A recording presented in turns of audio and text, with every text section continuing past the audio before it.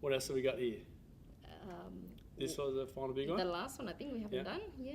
So the question is, why does he allow suffering? Why does he allow suffering? Why does God allow suffering?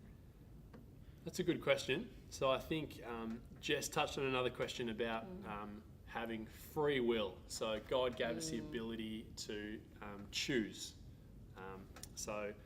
I've heard it said before, it's a bit like if God just created us like a whole bunch of iPhones that when he turned them on it said, I love you.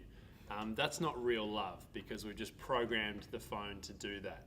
You can imagine your phone doing that. It wouldn't feel very loving because you've just made it do that. But if you create something and give them the choice to reject you or to love you, that's when love is true.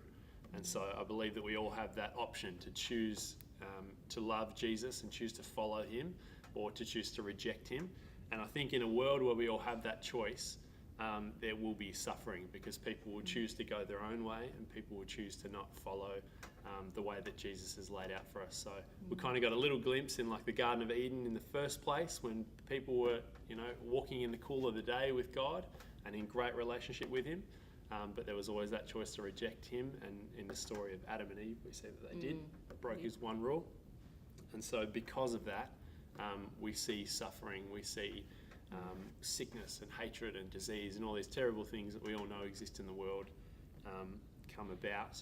And I think in giving us free will to choose to follow him or reject him, he has to give us the free will to choose this suffering and for suffering to exist.